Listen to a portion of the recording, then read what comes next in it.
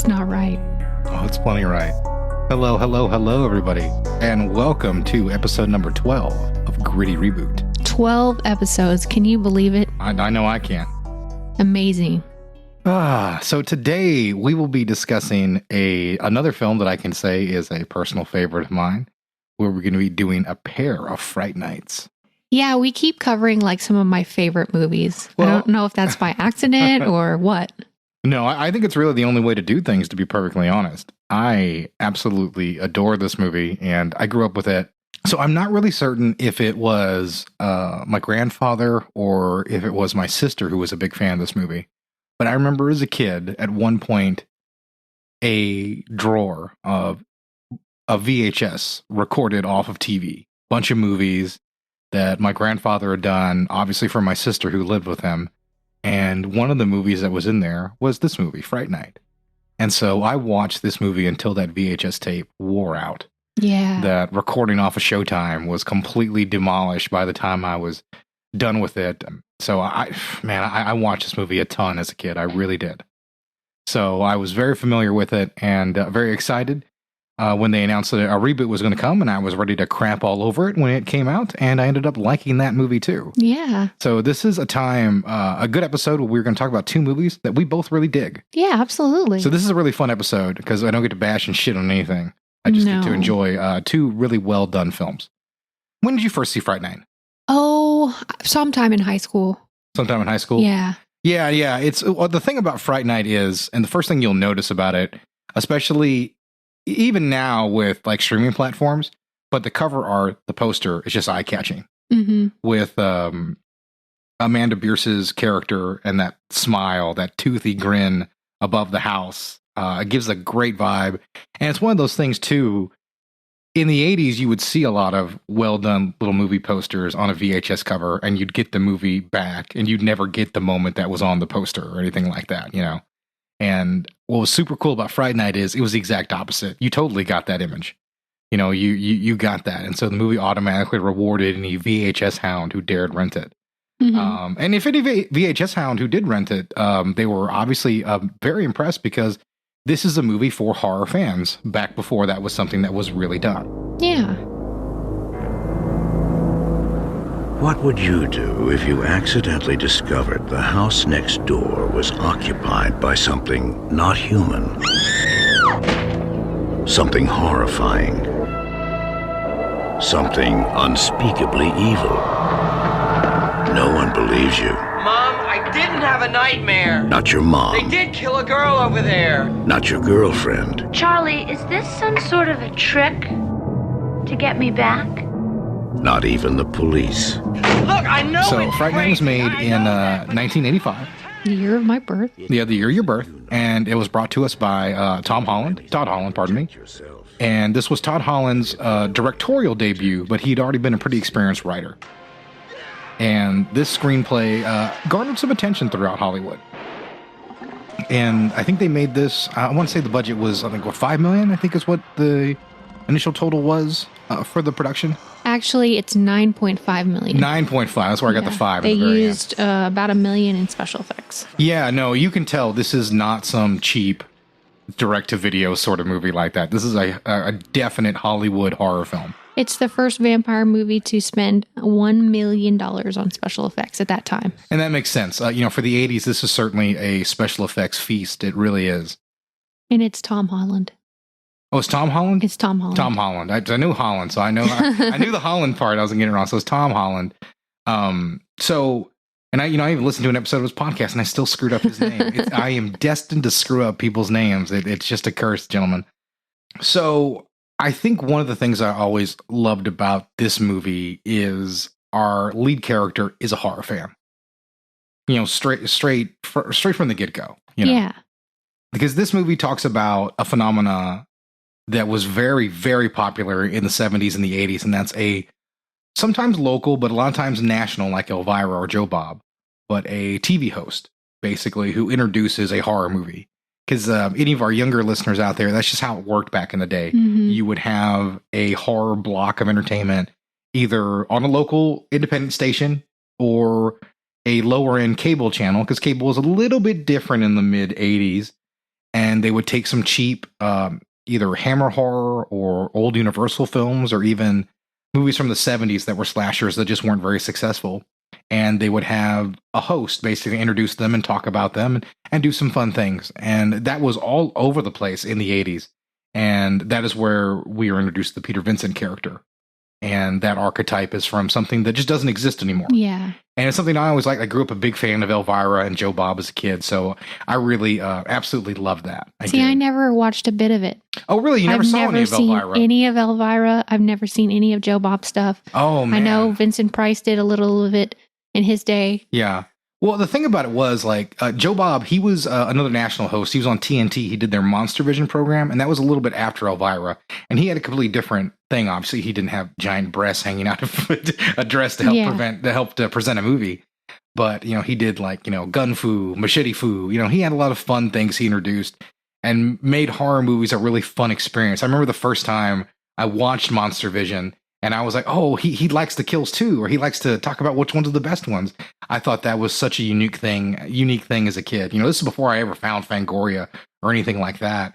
So I just always enjoyed that element. So I think one of the things that I love about Fright Night is this is probably the only movie I can think of where a character goes against what his dick is telling him to do and gets him in major trouble. Yeah. This might be the only maybe movie in existence where a character does not blindly follow his dick and it doesn't work out positively. Yeah, it's actually like a little storyline in the movie. Yeah. Had he just listened to his penis and followed into his girlfriend, he would have completely forgot about Jerry and probably would have been A-okay and never would have stumbled onto any of the shenanigans that are in this movie. In that case, he is the world's worst horny teenager, but best horror sleuth. I'll give him that. Yeah, because there's no way I'd make that decision if I was 17 or 18 in high school. Not at all. So we got a great cast. Chris Sarandon plays Jerry the vampire. Roddy McDowall plays Peter Vincent. William Ragsdale is Charlie. Herman's Head. Amanda Bierce, which you mentioned before, is Amy. Married with Children. And Stephen Jeffries is Ed, the friend. I don't have a credit for Stephen Jeffries, but he does a great job as Evil Ed. So I know as a kid, I had seen Married with Children before I'd ever seen this movie. So I was surprised to see Amanda Bierce play a cute role. I wouldn't say sexy. Well, I guess she's sexy kind of before she turns. But you've never really seen Married with Children at all, have you? No. A classic sitcom from the 90s and gave us Al Bundy. And she played a character who was like an annoying feminist. And so she was never, ever supposed to be viewed as sexy, ever. So I was kind of surprised when I saw this and got to see a different side of her. Now, I know she's cute and anything like that, but because of Married with Children, I could never, ever find her attractive in any way, shape, or form. She's supposed to be the girl next door. That's what Tom Holland was going for when he... Are you sure it's not Todd Holland? Yeah. Are you sure? It's Tom Holland. Okay, it's Tom Holland. Okay. I'm just hoping I read it right.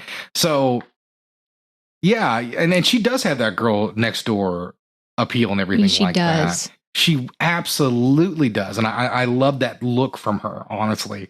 It's really refreshing. Matter of fact, the way this movie captures the 80s is really impressive because it captures an incredibly realistic side of the 80s.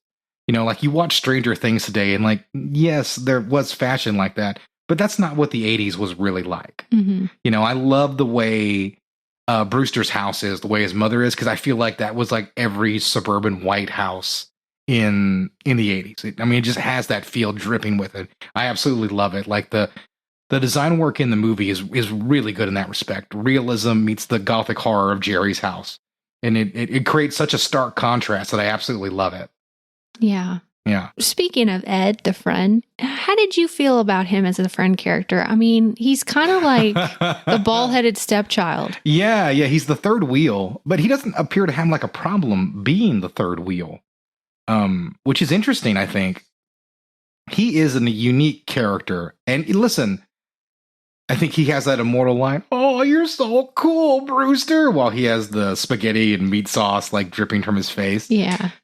We've all had a friend like that.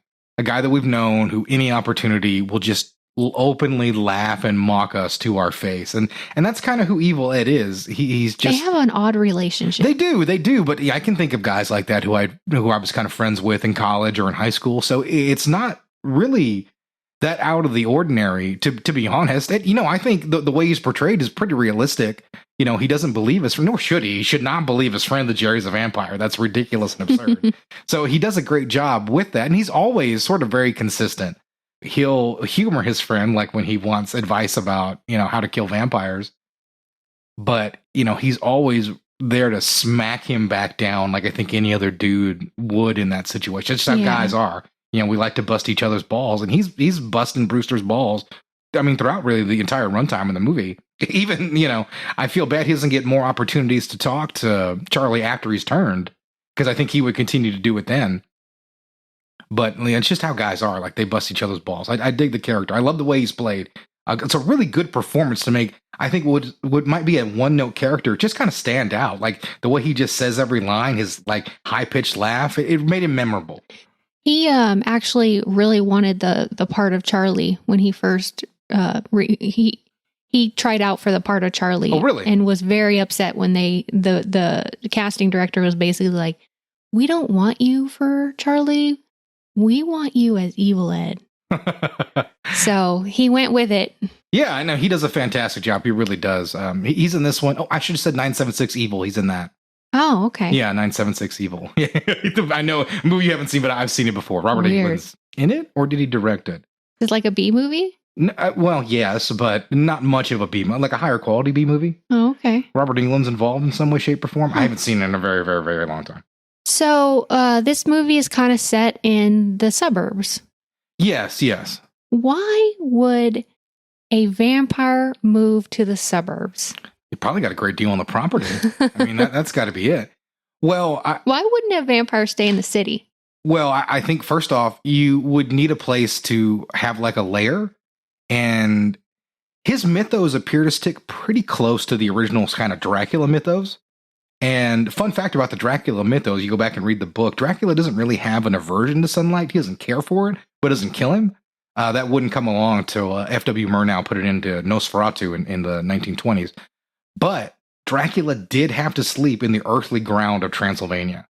Mm-hmm. So I think that's a big deal. Like, we see that Jerry sleeps in the basement. Yeah. And I think that's a difficult thing to emulate in an apartment, is try to get the dirt floor for you to sleep in. So I think that makes a lot more sense to him, in all honesty. And, just to mention, I didn't take a look at what housing prices were like in the 80s. I'm pretty sure they were fantastic. Yeah, I can get like our house for take a look. I mean, $50,000. Jerry's got a ton of property, really. I mean, he's got like a double-story house. He's doing great. I mean, he really is. That's a nice property that Jerry has there. Basically, Jerry gets the police called on him. Mm-hmm. Their first interaction between Charlie and Jerry. Yeah. I think he demonstrates some real balls trying to get the police involved. Yeah, well, you take a look at it, and you remember in the 80s, like, there's no internet, so he can't really Google, like, hey, what's my best option here, or anything like that, or talk to anybody. His friends don't really seem to care. He's alienated his girlfriend a little bit at that point. So his only real option is to call the police, and he truly believes like there was a murder. So he has every right to call the police. And you can see inside of Charlie's head, he is not trying to tell the police officer that he thinks Jerry is a vampire. He didn't lead with that because he's not an idiot. Yeah. Now, once again, it comes out in the middle of it, because the one thing that I love is the second the vampire talk comes out, and you can tell this is not the first time that Jerry and his manservant, Billy, right? Yeah. They've dealt with this issue. Because the second it comes out, Billy immediately starts laughing hysterically and like slapping the cop on the chest. Like, can you believe this kid? Yeah. I mean, this is a shtick they have done before. And I mean, they completely make a laughing stock out of Charlie and get him thrown out of there. It is one of those things that you're going to have to do if you're going to survive as a vampire in the modern day, right? Absolutely. You have to get very good at your camouflage. Yeah, and Jerry gets a little bold by going over to his house to attack him with his mom sleeping in the other room. Yeah. Do you think he's being too bold or just matching Charlie's intensity? Well, I think his initial goal was to just scare Charlie in line. Because even as a vampire, you don't want to kill your next door neighbor. Yeah, because that's like, if you're talking about how to avoid the police, like, that's a really bad idea to shit where you eat. Like for him to go and like massacre his next door neighbor, the cops are pretty much going to look, both directions and go like, let's see, do we want the 60-year-old guy who's been living next to them for 20 years or the guy in the Gothic mansion who dresses like Dracula? It is a move that is just pure theatricality because I don't think he wants to kill Brewster even in that moment. I don't think he wants to kill Brewster till he pisses him off by stabbing his hand. Yeah. I think that's the main moment that he makes that decision, like, all right, I'm going to fuck with this kid until I take everything he has and then murder him. That's the moment that there's a shift in the movie. So, at least in my opinion, I think that's where it definitely turns. What do you think about Jerry's makeup? Well, this is something I really want to talk about. And, I mentioned this a lot about characters being queer coded. And Jerry would be a little bit different. He'd be bisexually coded. I feel like there's another gay joke in there that I'm going to avoid. Because obviously we see Jerry with women. There's the scene with a model. Yeah, Charlie's looking on from his bedroom and, she takes off her shirt and, you see her topless and he slowly makes his way around her before he turns the light off and starts to murder her. Or at least that's what Charlie assumes because we don't see that. Because he pulls that down, so we don't get to see that. But what do we see on Jerry? What's he have? Long, feminine-like fingernails. Mm-hmm.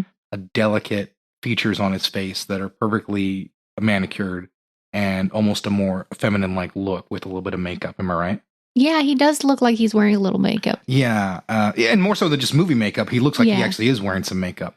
He lives with a man, and their relationship is never, ever explained. Not at any point in the movie at all. I'm assuming that Billy is like a Renfield type character. But yeah, and I've always assumed that too. But watching back again, we never know. He's able to step out during the daylight, and also I think one of the other things that I've always took as an element of the queer coding of the movie is that when Billy is killed, he doesn't explode, he doesn't fall down and die or anything like that.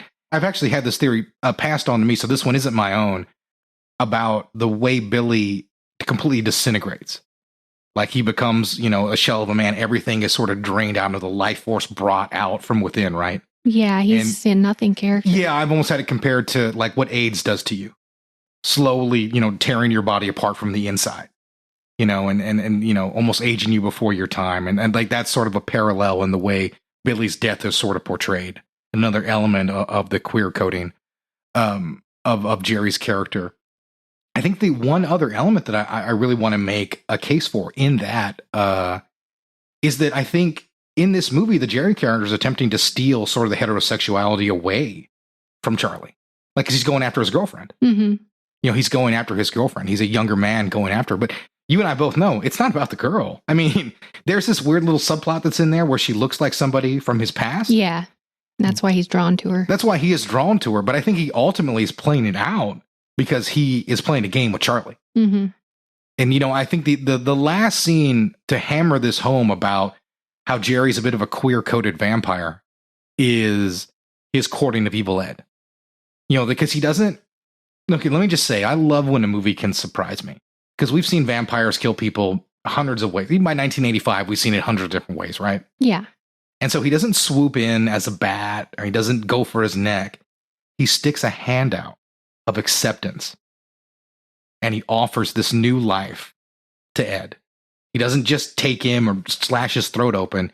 He offers him this way of acceptance. He relates to him. Yeah. And to me, that's like asking Ed to step out of the closet. That's the way I've always read it. And as I've gotten older, as I watched it again, I was like, yeah, this movie's totally queer-coded in a certain way. And I think that's fantastic. It really is. It's another element to a movie. And listen, you can't break down movies to look for subtext like this if they're shit. You just can't. Mm-hmm. They're not there. I can't break down Friday the 13th Part 5 that way because there's nothing there to break down. Holland, Tom or Todd, whatever his name is a very gifted filmmaker to be able to give us all these elements to chew on. I mean, I'm still chewing on this movie, 30 plus years after its release. Hey, it's his directorial debut, so. Yeah, and he's a fantastic writer. The script's got a lot of nice surprises in it. I mean, obviously, I just talked about, me sort of analyzing the movie from sort of a queer perspective. And, you don't even have to see that in the movie to enjoy it. These are just things that I've gotten from repeated viewings and talking to friends about it, because this is a movie that cries for you to talk about, because it's far more interesting than I think any other vampire film from the 80s, even great classics like The Lost Boys. I find this film far more engaging and interesting than that movie. Mm-hmm. And I love Joel Schumacher's Lost Boys. You know, Chris Sarandon did part of his own makeup in the movie. That makes sense.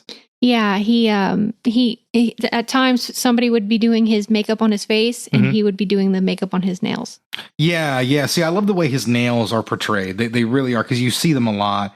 You know, whether he slashes through people, gives them an animalistic quality, and like I said, gives them a lot of things that we associate with a bad guy that is queer coding, because that's a lot of what queer coding is. It's been thrown on the bad guy in Hollywood for years, and those are just cliches of the genre at this point. It was also Chris Sarandon's idea to have Jerry eating apples throughout the movie. So I don't know if you noticed that, like, Jerry is constantly eating apples. There's that whole shot of him taking a big old chunk and rolling it towards Charlie as Charlie's spying on him. Yeah. And so he's eating apples throughout the entire movie. Sarandon looked up info about bats and concluded that Jerry would eat a lot of fruit and had some fruit bat DNA.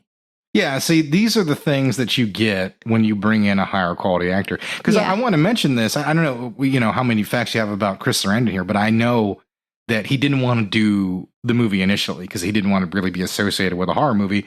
Because horror was a pretty low art form back in the early 80s. You had Halloween as an example of something great, but you were getting a ton of schlock. Your Prom Nights, your Friday the 13th, even the sequels to the franchise we just talked about, like Halloween. A lot of those movies weren't good, so Sarandon, wasn't so into the idea, because he's a real actor. I believe he'd gotten an Oscar nomination for Dog Day Afternoon early in his career. So, I mean, you're not talking about some slouch. Yeah. And this movie is incredibly lucky to have him, because Jerry is one of my favorite vampires in all of fiction. I love every element that Sarandon's able to bring to the character, because he really thought about it, and you see it on screen. It's a better performance than what we're normally getting from somebody just playing a vampire in a movie. He thought these elements out to his character, and they work. Even if some of these things aren't mentioned loudly or anything like that, or drawn attention to, like the fruit bat, there's just something there that you wouldn't normally find in any other movie. It makes Sarandon's performance really noteworthy, and why people still talk about it today. Yeah, he gives a lot of dimension to the character. Yeah, he very much does. For the final makeup, the one that you see at the end, that was 8 hours of makeup total. And to deal with the makeup that he had to wear in this movie, he used hypnosis and meditation. Yeah. This is one thing people don't really talk about a lot. The psychological. It's very difficult to have to sit in a chair and just have a heavy appliance of latex put on your face. Yeah. And you just have to live with it and not be able to move your face like you normally can. I know Jim Carrey talked to a drill instructor who gave him some advice on how to deal with torture when he played the Grinch.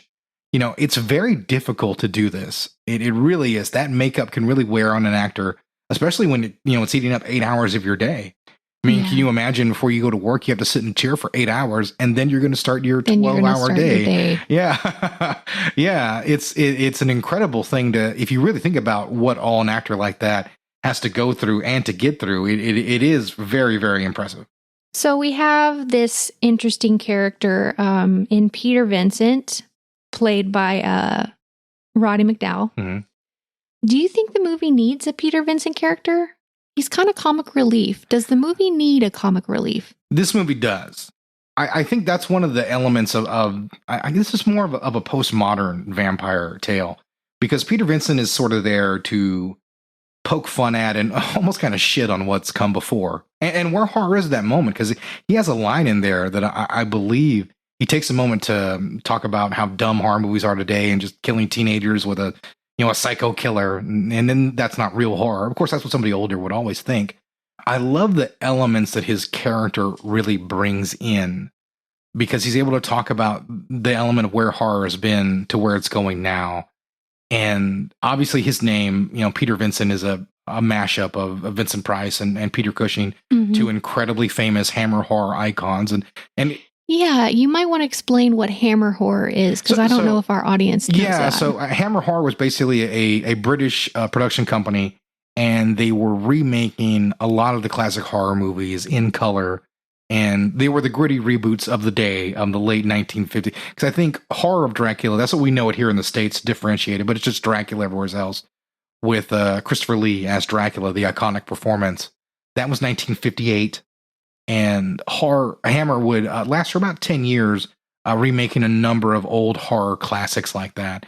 When you watch this movie, if it isn't a fake movie with Roddy McDowall in makeup trying to make him look younger, they are actually old Hammer horror films. And that's exactly what he's sending up, that over-the-top nature of them. And like I said, if you've ever watched Star Wars and wondered, why Grand Moff Tarkin is Peter Cushing, played by that actor, that's why. It comes from those horror movies that George Lucas also grew up loving. That's why he's there. And, so there's no hammers involved. There is no hammers involved. Well, you mean you hammer a steak in? I mean, I like I do like some of the Hammer horrors, but it's not something I'm incredibly familiar with. Before my time, but I did see them when I was a kid. But I haven't sat down to watch a Hammer horror movie, pardon me, in many, many years. There's a shot in the movie where Jerry drinks holy water. Mm-hmm. Doesn't that go against everything a vampire is? How in the hell does he drink holy water? Well, I love this whole sequence is, we were just talking about Peter Vincent, and Peter Vincent is the kind of protagonist that we really like in a horror movie, because he has to step up, and there isn't a single heroic bone in that man's body. There's a scene that happens just before that. The kids are convincing him to go out there, and he's like, I won't entertain such drivel. I won't do it. I'll pay you. How much you got? Yeah. He immediately changes his tune, and he calls Jerry to set all this up to make sure it all goes well. So this whole thing, is, is a shoot. So they're doing this segment where he tells him, okay, I'll do this. Oh, you're a born again Christian. I won't bring a cross or anything. The holy water will be fake. And he's putting the theatricality on. And there's even a great line in there where Jerry kind of mocks him openly to his face. I saw all your previous films. I found them amusing. Peter Vincent's so happy to have anybody know that they've watched his movie, especially Jerry, who's the coolest motherfucker in the room. Yeah. So he's thrilled by it. And it's a really nice scene. You have Charlie completely defeated by the fact that he's passed this test. And Peter Vincent brings up his little compact that he has for some reason. And in the mirror, he finally gets confirmation that Jerry is a vampire by breaking the most classic rules. Yeah. They do not cast a reflection. Yeah. Why do you think Peter Vincent is written as such a coward? Well, I think it makes for a far more interesting turn. And I think there isn't necessarily a line where he's like, I'm a coward, or anything like that. A lot of it comes from the way Roddy McDowall wanted to play him. I do know that, and I've heard Holland talk about this a lot. Obviously, the role was written for Vincent Price, mm-hmm. and he had approached Vincent Price, but Price was not good. He's too old. Well, Price was too old, and also Vincent Price just didn't want to do a horror movie. Yeah, he's just was just done with it. Yeah, he's like, I can't do any more horror movies. I'm typecast. I don't want to do them. And I think Vincent Price actually really liked the script, so they went to Roddy McDowall, who refused to do a Vincent Price impression, and really just went with this cheesy actor who wasn't very good and didn't have sort of an honest or heroic bone in his body. And his performance is really one of the more iconic protagonists in all of horror. I think there's a movie that tries to do this and not as well, directed by Bruce Campbell, I Am Bruce, where Bruce Campbell plays Bruce Campbell. And he's brought to a town where he has to try to take out a real demon, basically. And the whole movie is sort of the idea of like the Peter Vincent character of Fright Night. And the movie doesn't work as well, even though Bruce Campbell's a talented actor, but it's just not as sharp an idea as this one is. Like Peter Cushing's character actually having to kill a vampire is, I think, very interesting. This movie is full of a lot of interesting, intriguing ideas. And then that's really one of them. The way he's a coward and him having to overcome it, it means something when he shows up to help Charlie. It really does. He's like, okay, I'm probably not going to make it out of this, but I'm not going to let this go. He grew a backbone and he went to help out a friend that he had just made. It makes for a nice relationship that is carried into a sequel, which I had the displeasure of seeing late last night for the first time. Oh boy. It's fine. If you like Fright Night, it's more of that, except not as high quality. Yeah. It's, it is what it is. It's a sequel and it's not as good. Towards the end of the movie, you have Charlie and Amy in a nightclub. They're trying to basically get away from Jerry. Mhm. And Jerry, he comes up behind Charlie as he's on the phone and he takes Amy. Yeah. And at some point, Charlie sees this and he has to be thinking to himself that he's lost. Yeah. I mean, it's fruitless at this point. It's over, yeah. So why does he continue? Well, we just talked about Peter Vincent not having a heroic bone in his body. That's not the upbringing that Charlie's had. No, he's got balls. Charlie's grown up on those movies. So there's only one option those movies have left for him, and that's kill the goddamn vampire. I mean, right? What else is he going to do? Yeah. He can't go anywhere else. He can't go to the cops. He can't just hide at home with mom. Jerry's invited to the house. He's going to go there and slaughter his mother one day. There's only one option left when you've reached this point in the story, and that is you go and you kill the goddamn vampire. It doesn't matter that Jerry has superhuman strength and that he's a vampire and can do pretty much anything and has minions to help him fight. He's got guts. He's got balls, and he's going to use them. That's it. Simple as that. Yeah, he's brave. That's it. And once again, him and Peter are a fantastic combination of horror protagonists.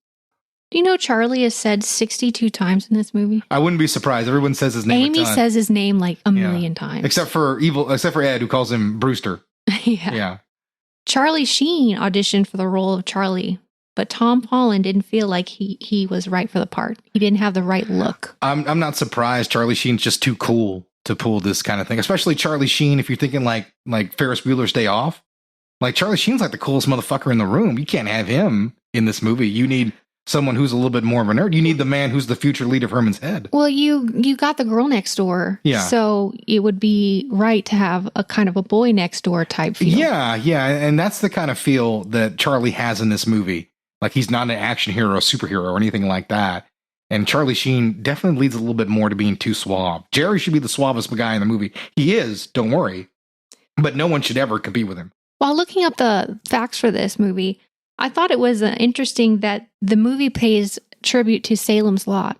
Oh, really? Where's that? Oh, all throughout the movie. Okay. There's a list of things that you can look up, but yeah, it's all throughout the movie. There's tributes to Salem's Lot. I should probably see Salem's Lot then. Right. I hadn't seen it in a while either, so I couldn't tell you. Yeah, I think I saw it with my mom when I was a kid on Sci-Fi Channel, like when I was 8 or 9. So that's all my memory of Salem's Lot, which isn't a lot. I know there was a reboot with Rob Lowe, but I never saw that either.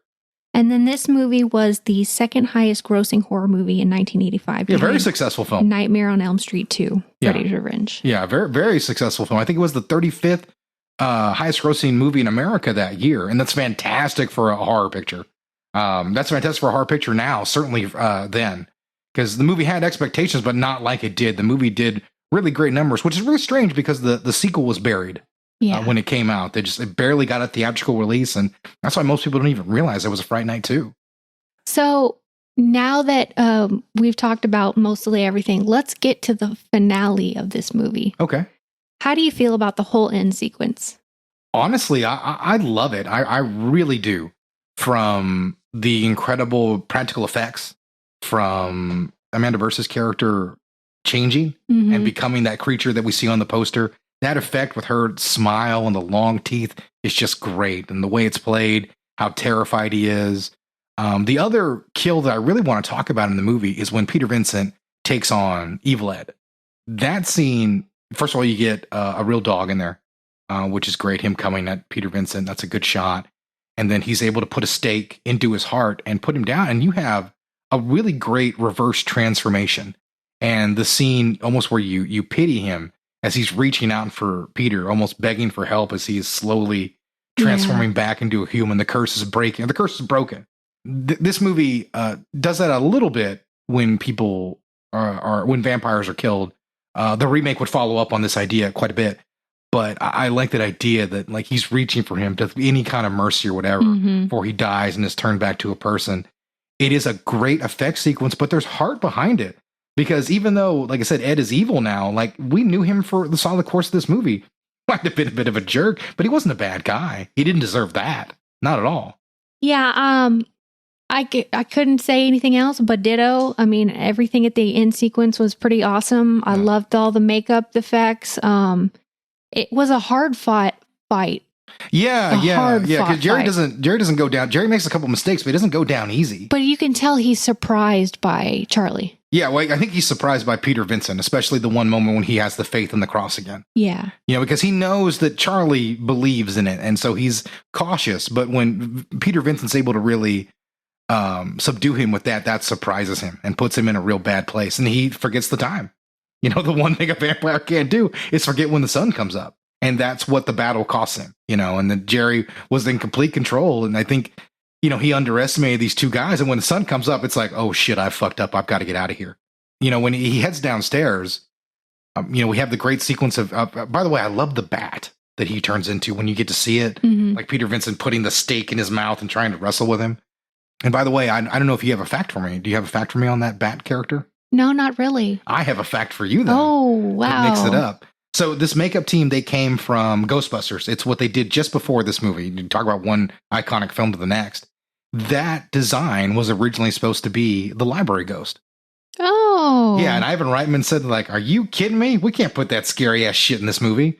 So he ended up scrapping the design and just brought it back out again when he read the Fright Night script and said, oh, I already have a bat-like creature ready to go. Cool. And so they just reused it there. As you can see, it's pretty scary. So I can understand why Reitman was like, that's a little more than we're looking for. Yeah, that's a little bit too much.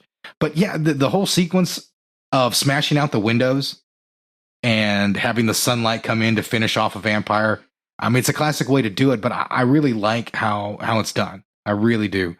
The way it's played, the sound effects, Chris Sarandon screaming during it. It's all so well done. I mean, this is, not just as a horror comedy is this movie good, but as a legitimate like vampire movie, it's good. It reminds me of Hot Fuzz in that way because it kind of poking fun at a horror movie or like a certain kind of movie and then becomes an excellent version of that movie. Well, we could probably go on for hours talking about how much we love this movie. This is probably the longest we've gone covering one single film. We're almost at 40 minutes. So let's get into Fright Night 2011. Okay.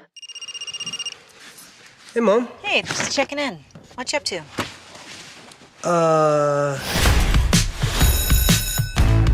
Adam Johnson. Adam?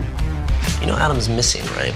Right, kids aren't coming to school. It happens all the time. I don't know if you were paying attention to roll call, but he's not the only one that's gone. You're nuts. This is my son, Charlie, and his girlfriend. Hi. So Jerry is our new neighbor. Hey.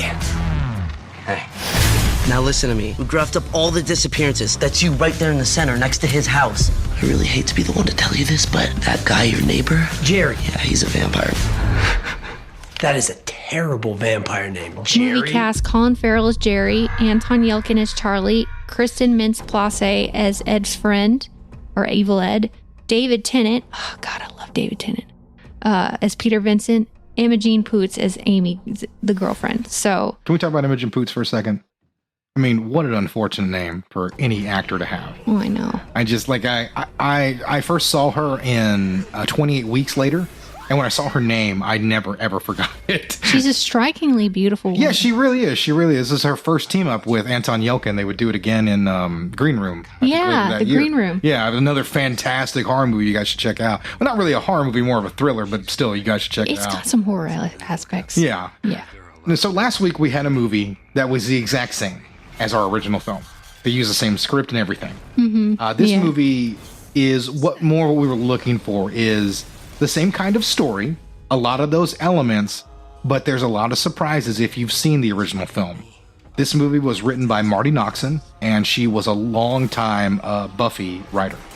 So she was incredibly capable and skilled when it came to writing vampire characters, and she loved the original film. And I think you can easily see that in this movie. In early stages of development, Heath Ledger was actually considered for Jerry. That's not a bad pick. I mean, which is odd. Yeah, after the tour de force performance you get from Sarandon, I think you were looking for a big time actor, somebody with a lot of skill to come in and play the Jerry part. to sort of try to stack up to that, because you need that kind of skill to be able to play this character. You don't want to have a big step down in actors, because then you're going to be looked at as a much lesser remake. And getting Colin Farrell was a big boon to the production. So one of the biggest changes I saw immediately was Peter Vincent is cast as an illusionist. Yes. So I think, now don't get me wrong, straight up right now, I do prefer the original film, but I really love this remake. Yeah, it's a good remake. Because you have to update elements if you're going to put it in the modern day. There's sometimes you watch a movie and there'll be some elements they don't bother to update from the original property. And it's like, well, that made sense in 1982, but it doesn't make sense today. Mm-hmm. And if you had Peter Vincent as a guy who introduced horror movies and was an actor in horror movies from the 80s, that wouldn't work, because he didn't make vampire movies in the 80s. Nobody watches a host anymore to watch movies on cable. We don't need a horror host for that. There is no equivalent parallel in 2011 for the Peter Vincent character. So making him a bit more of a Chris Angel type is, I think, a pretty good move. Is it perfect? No. But honestly, the more I've thought about it, like, I can't think of a better way to update it. And we'll talk about that when we're done talking about this movie, about ways to update the Peter Vincent character that are piss poor. This character isn't as interesting as the original version of the character. But that doesn't matter, because he's played by David Tennant. Yeah. And David Tennant's having a lot of fun. He understands the kind of movie this is and brings the kind of performance that truly is necessary to make this version of the character leap off the screen and be someone you kind of root for. Because he is a coward as well, but I don't think he's as likable a coward as Roddy McDowall's version is in that movie. So I do like what he brings to it, and I like their attempt to update it. The other instance of change that I noticed was Ed, Evil Ed, is the one that's ultimately suspicious of Jerry, not Charlie. Yeah. So why do you think they did that? Well, I think you definitely want to try to mix some things up from the original movie. You don't want to stick to those elements. And in this movie, the Charlie character is a little bit different. He's moving on from those elements of his childhood, from those horror movies that he liked, that he enjoyed watching with Ed. He's moving on from that childish thing because he has a hot new girlfriend. He has so much disdain for Ed, though. Almost pure hatred to remind him of what he was, the loser virgin that he used to be. Jeez. And I thought it was harsh. Yeah, I like that. He looks at him with such disdain. And like the last thing he says to him is him being a complete fucking dick to his friend for no reason. And that's what propels this situation forward. Because once Ed is done for, and Ed is a far more sympathetic character, because there's another murder before this. The movie opens up with a murder. Mm-hmm. One of their friends is gone, and Ed's like, hey, our friend just disappeared. He was a local. He doesn't just disappear. Something happened, and you don't give a shit. What's the matter with you? Like, he's mad at his friend for that. And, Charlie doesn't handle it well, and it leads to their rift. It's what gets Ed killed. And because of that, he's a much more sympathetic figure. Yeah. And the moment later on where he has the fight with Charlie, and Charlie's able to finish him off, and they have a great CG effect where like the flames burn through him, and at the last second the curse burns out, and the makeup is gone, and you see McLovin's normal face. And I know I shouldn't call him McLovin, but you see his normal face, and there's this look of just relief. Well, he says it's okay. Yeah. It's really well done. And you almost want to hug both characters, the one who's just about to expire, Ed, and Charlie, for having to do what he had to do to make up for a mistake. How do you feel about Colin Farrell cast as Jerry? Great. Colin Farrell, top 5 underrated actor of the last 20 years. For some reason, that's a guy who should fire his agent. He should. Yeah. Because he is good. Yeah, he really is. He's a fantastic actor. He's a cool motherfucker. Yeah, and then seeing him in things like the Total Recall reboot is really unfortunate. Now, this reboot worked out well for him, or at least critically worked out well for him. He has some struggles. And this character of Jerry is different. There is no Billy character. This character is hetero all the way. And really, he plays him, and I think Ed mentions this too early on, like a shark. Like he is this constant predator, ready to destroy and kill any human in his way just for the sake of it. Like humans are just toys for him to play with. And Colin Farrell portrays that perfectly. And I really like that, how aggressive he is. You know, there's movies need to surprise you, because in the original film, the mother character just invites Jerry over because he's a good looking guy and she's single. Yeah. You know, a real simple thing. And in this movie, we have the opportunity for that sequence, but the mother played by Toni Collette, and I can't believe we've gone this far in talking about this movie, and I haven't mentioned the brilliance of Toni Collette. Yeah, I know. One of my She's great. favorite actresses. I love Toni Collette. She listens to her son and does not invite Jerry in. And there's a really great scene of Jerry like, all right, fine, digging a hole in the backyard and using his superhuman strength to pull the gas line up and light them on fire from the inside out. And I remember watching that in the theater for the first time and thinking to myself, like, I did not see that coming. I did not see that's a good idea. Because they're like, well, he can't come in the house. What can he do? Like, oh yeah, that's right. He has superhuman strength. The walls are just an inconvenience to him. Colin Farrell considers this movie the greatest success of his career. And do you know why? Why? Because it led to his mother meeting her second husband. No shit. Yeah. Oh, okay. They met on set. Really? Friend of the producer. Wow. Yeah. Well, that's actually good to know. Yeah, good for him on that. Yeah. And like I said, it's a great performance too. There's nothing. Nobody should ever be ashamed by anything in this production. He also initially requested a monologue in Latin, saying it would be more menacing for his character. He got a Latin tutor and everything, but the monologue never made it. Farrell inspired his tutor to write a book about her time on set. Oh, interesting. Yeah, well, I mean, that's just how it goes in Hollywood movies. Sometimes you're excited for a scene and it just gets cut just cause. And that's unfortunate, to go through that kind of trouble and to have your scene get cut. But, Colin Farrell isn't an actor who takes things lightly. And you can really tell. He's very scary almost every time he's on screen. Yes, and he's so sexy. Yeah, and he is. And it's not because he's a vampire or anything like that. It's just like the way he plays Jerry is like the only moments he's really taking time to toy with characters are just that, because he's messing around. Yeah, he's having fun. Absolute no danger when he has Charlie rescue his neighbor. He's just sitting there, toying with them as they make their way through the house, having a ball. He's smiling as he gets outside, thinks he saved her, and he's having a huge chuckle to himself as she bursts into flames when the sun hits her.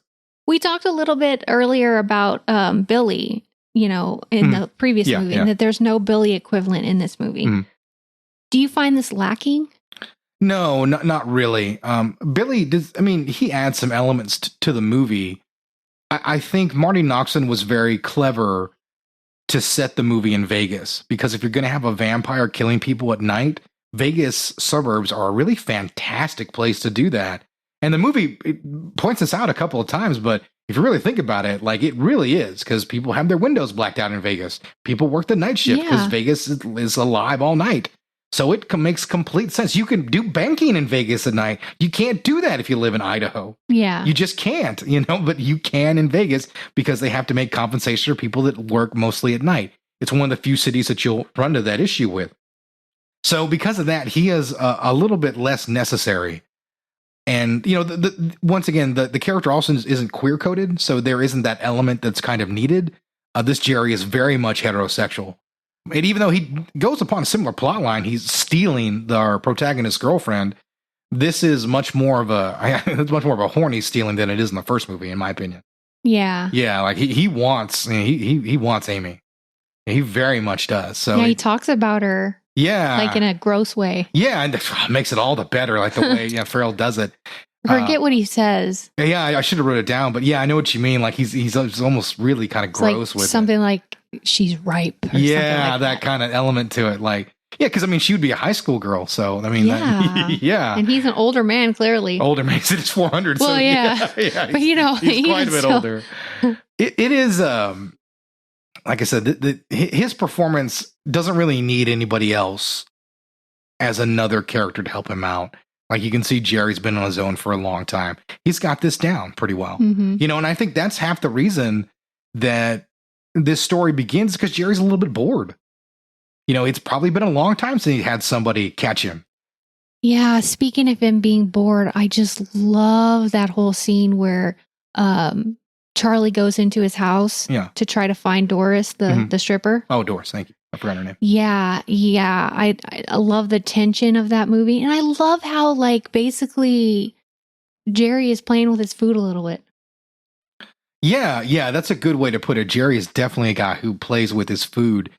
And I think he's intrigued by the kids, to be honest. He's certainly intrigued by Ed. Yeah. Because he could just kill Ed. He's literally sitting in a lawn chair while Ed is trying to desperately crawl away from him. And he jumps through the house and Ed's trying to get away, and Jerry never moved. He just stayed outside the house. Yeah, he jumps off the house. Yeah. He actually hurt his leg when he jumped off the house. It's a great, like the way he's jumping, I wouldn't be surprised at all. He sold it brilliantly, so it makes sense he was actually hurt.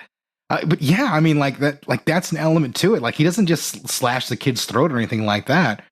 You know, I even think that he probably went into Ed's room and was like, oh shit, the kid got video of me. This kid is serious. Like, yeah. I just don't think Jerry doesn't feel any element of threat until the finale when he's on fire. Right. And I honestly, I believe that about his performance throughout the entire film, because a lot of movies, you get sort of upset when you have this all powerful character and he's just boxing with the hero at the end of the movie so we can make time. And this movie does a little bit of that, but it's clearly explained. Jerry's having a ball. Yeah. He's just toying with these people, and that's it. What do you think was Peter Vincent's motive in helping Charlie?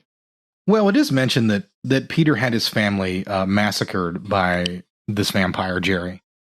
So there is a sense of redemption, revenge.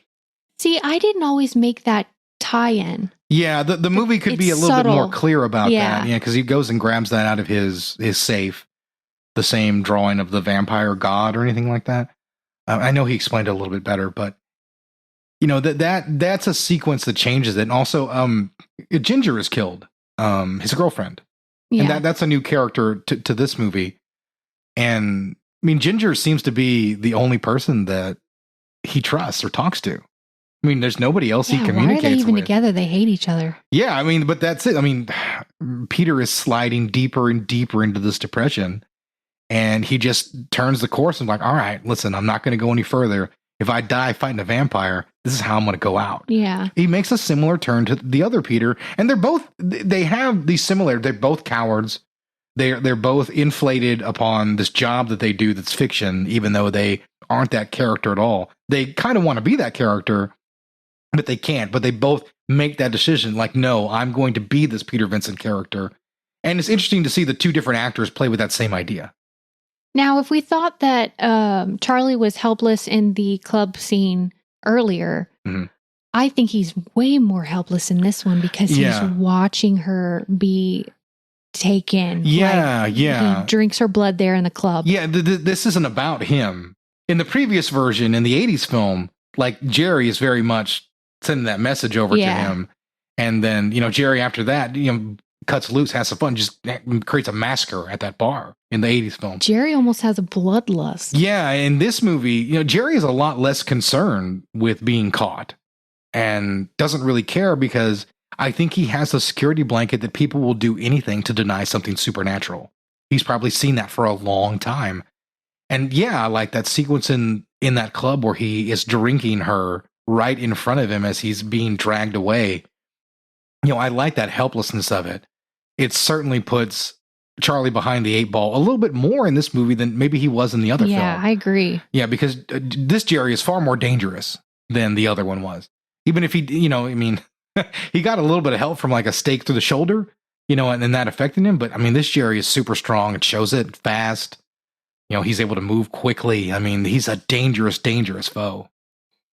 What did you think about the special effects, especially towards the end of the movie when you got Jerry's jaw opening up? Yeah, I like the CG in this movie. Yeah, it's not really well done. Yeah, a lot of movies. It holds up. Yeah, a lot of movies struggle, especially. It's weird that CG from 10 years ago doesn't look that bad, but if I watch CG from like the 90s, I feel like it's almost like from a different era off like an Apple II computer or something, unless it's Jurassic Park. This movie doesn't have that problem. It looks really good. The CG looks good. It's not as nice as the practical effects, but that's just, I prefer practical effects. Me but too. Because of CG, Jerry is able to be a lot more violent and a lot more of an animated character moving around. You can see the danger he really presents as opposed to being implied Like we just talked Yeah. about how dangerous he is. And the CG for his character really allows for that to be seen by us, the audience. Yeah. Yeah. I mean, Tony Collette runs him over, and there's that scene with his arm broken, and it's all twisted. Yeah. And he's coming back. I mean, they've driven off, but he's coming back. There's Yeah. no time. Almost like the Terminator. Yeah. Yeah, there's nothing stops just it. no time. Yeah, there's no reasoning with him. You know, nothing's going to stop him. So the other difference I noticed in this movie is that he has a harem of vampires.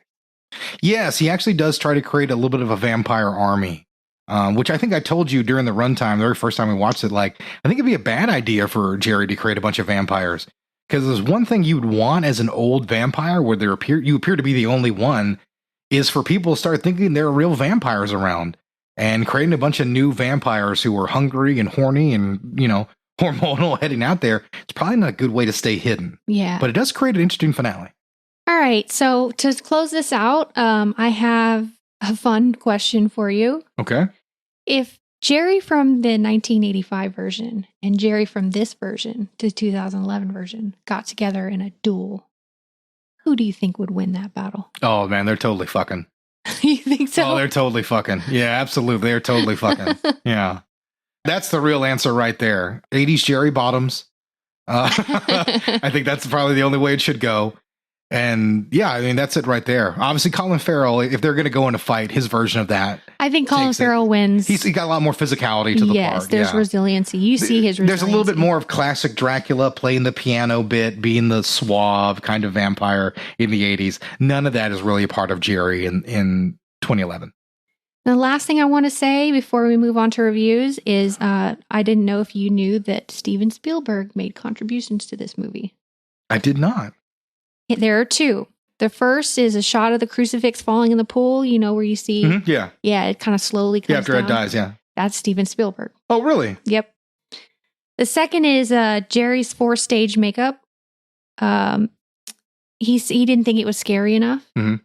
So he insisted they put the original concept of a shark-like jaw back in. So it's funny that you made that comment about him being a shark. They actually intentioned it to be that way. Well, yeah, McLovin mentions that as well, and Marty Noxon talked about that as well. Like, she wanted her vampire to be a hunter force of nature, and he very much is.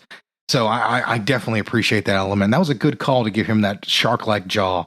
That animalistic nature to the vampire really leads to his ferocity and danger. Okay, so Fright Night 85 got a 4.4 user review, 81% on Rotten Tomatoes, 7 out of 10 on IMDb. Mm-hmm. Here's our classic 1-star reviews. This film does some things right. It has some good effects, and effects when the vampire dies is good also. The score is decent. Also, the acting isn't that bad. However, the film has many issues. The biggest problem is the character. I didn't find myself caring about a single one. The main character, Brewster, is so bland. The rest of the cast are just assholes and on the whole, not interesting at all. The only character I slightly like is the so-called exterminator, Vincent, but even took a while for me to warm up to. The interaction between the characters I thought was very poor. There's nothing to the villain either. If I don't care about the character, then I don't care what's happening ultimately. I also thought the film was a bit too long. There are many scenes, but I thought were unnecessary and just dragged out, particularly the final battle. The final confrontation could have ended like 3 times, but they just kept dragging it out. I didn't really care anyway, so I just wanted it to end. Overall, I found Fright Night a forgettable movie. I don't ever like to be mean, but this guy's a fucking idiot. Like, listen, it's okay to say, I don't like a movie, but you need to have better reasons than just it could have ended earlier. I don't like that movie. Yeah, when I tell you I don't like a movie, I'm going to go into a lot of depth about why I don't care about it. Or at least, if I'm going to write a review, I'll at least give you some solid reasoning. It's just not really in that review. I had a hard time finding 1-star reviews. It was such a good movie. This is a really beloved film. It absolutely is. I'm not surprised a 1-star review is of that caliber, because it's just so difficult to find someone who doesn't care for this movie. And by the way, do you know someone else that really liked this movie? Ebert? Roger Ebert. Roger Ebert gave this movie 3 stars. And I'm going to read the whole review because it's a blurb. The best line in Fright Night belongs to Roddy McDowall, who plays a broken old ham bone actor who used to star in vampire movies. The kids today, he complains, don't have the patience for vampires. They want to see some mad slasher running around and chopping off heads. I'm glad Ebert quoted that line because I forgot it earlier. Back to Ebert. He's right. Vampires are doomed to live forever and have outlived their fashion. They've been replaced by guys in ski masks who hack their way through dead teenager movies. Fright Night is an attempt to correct the situation. It stars William Ragsdale as an impressionable teenager who's become convinced that vampires have moved in next door. It doesn't take a detective to figure that out. The vampires almost flaunt their unholy natures, performing weird rites in front of open windows and disposing of bodies of their victims in plastic garbage bags. They are safe in the knowledge that nobody believes in vampires anymore. The kid calls the cops. The vampires have a plausible explanation for all their activities.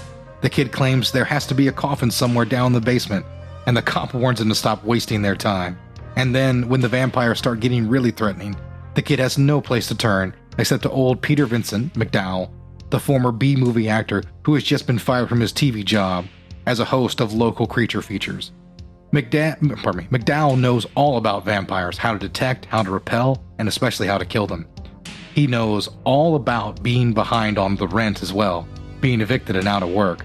For $500, he agrees to have a go at the vampires that first sets up the second half of this movie. The first part of the movie is basically funny, and the second half unleashes a lot of spectacular effects devised by Richard Edlund, the same man who created the effects for Ghostbusters.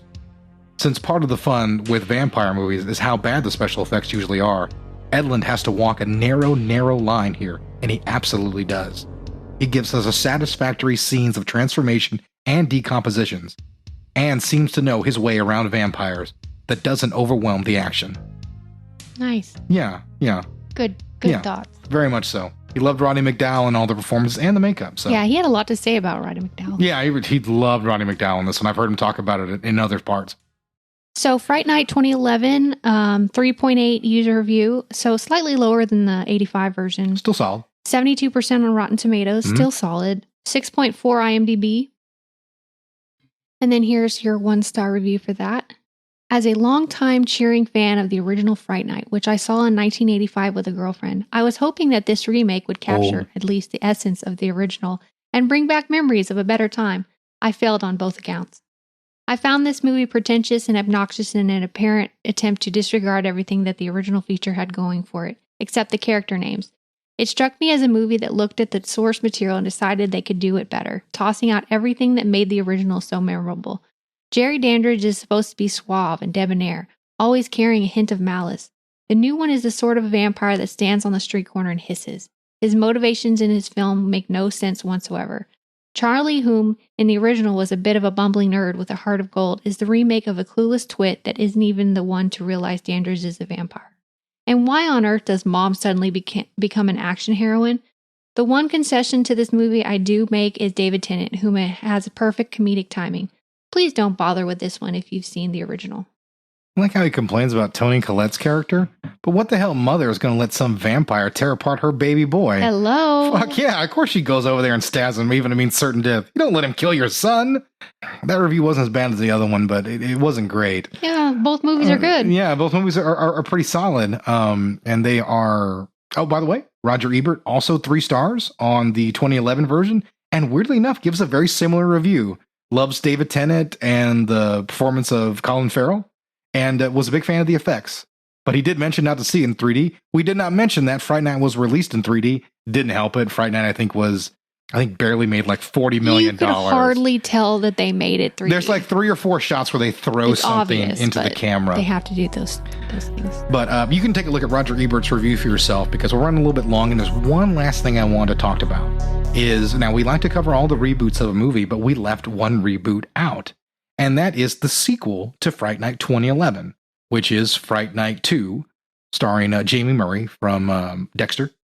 And this movie is a straight remake of the original film again, except low budget, set in Romania. And it's a lot closer to the original 80s film, but it's a good example of what you don't want to do with a remake, because it's cheap and underwhelming. It doesn't have a single memorable thing. The only memorable thing about it is it's a sequel to a movie and tells the exact same story. Even the same character names: Charlie, Ed, Amy, Jerry. Well, I'm glad we didn't cover it. Yeah. Trust me. I watched it so you don't have to. Good. And I watched it so you don't have to either, listeners. And if you want to express your appreciation for that, saving you the 90 minutes that I wasted, you can hit us up at grittyrebootcast@gmail.com. We love to answer any emails that we get from there.